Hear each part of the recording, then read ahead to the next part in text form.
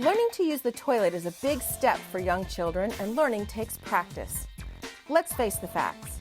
There will be times when young children are involved and excited about what they are doing, and whoops, accidents happen. Just like changing diapers, it's important to follow proper, safe procedures when changing soiled pull-ups and underwear to reduce the spread of germs that could make children and staff sick. Here's the big question. When a child is wearing pull-ups or underwear, should you make the change while the child is standing up or lying down? Let's weigh the pros and cons. A standing change may be preferred for children who need reinforcement for being a big boy or big girl. You're a big boy now, you're learning to use the potty and you don't need to wear diapers. Lying down for a change makes it easier to clean a child's bottom, and it's a little easier to avoid the spread of germs when the child is lying down versus standing. Also consider accessibility.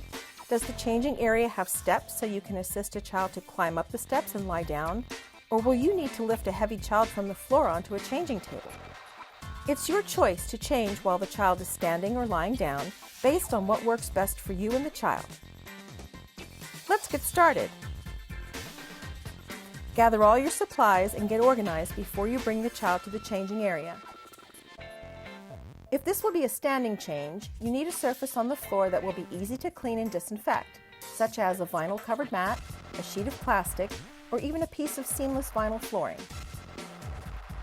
It's a good idea to cover the surface of the changing area, floor or table, with a piece of non-absorbent disposable paper. The paper will help to keep the work area clean. You will also need a clean pull-up or clean underwear, clean clothes if the child's clothes are soiled, and a plastic bag where you place the soiled clothes, wipes removed from the container or wet paper towels, and disposable gloves if you choose to use them. There should also be a plastic-lined trash can with a lid that can be opened without using your hands, such as a can with a foot pedal near the changing area.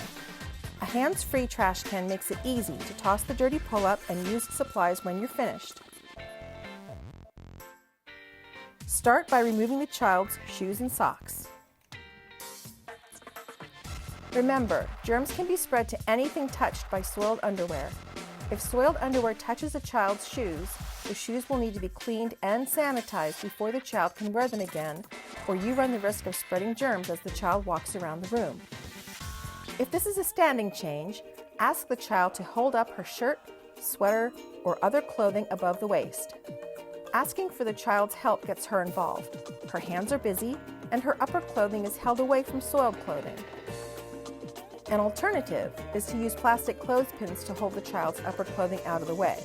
Just remember, the clothespins will need to be washed and sanitized when you're finished.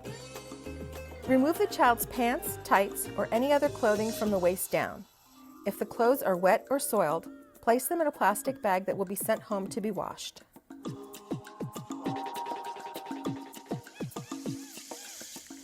If the child is wearing a pull-up, pull the sides apart to remove instead of sliding it down the child's legs.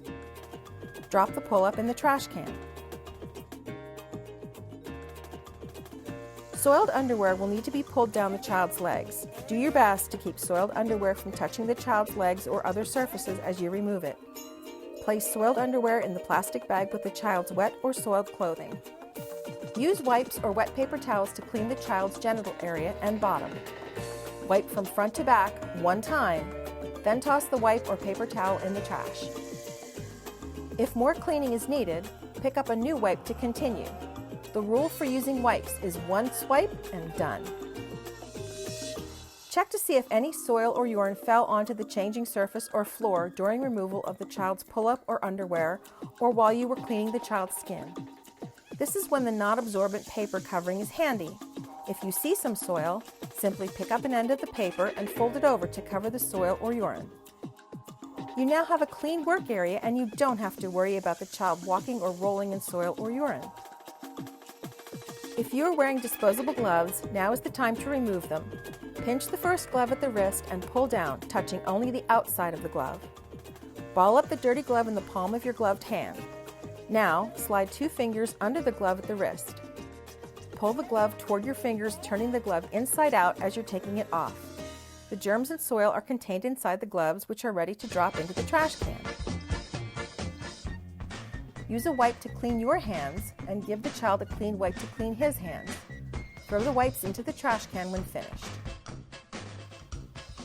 Time to get dressed. Assist the child as needed to put on a clean pull-up or underwear, clean clothes, shoes, and socks. Take the child to the sink to wash his or her hands with liquid soap and water for 20 seconds. Try singing Happy Birthday twice, or one verse of Twinkle Twinkle Little Star to make sure you're washing for a full 20 seconds.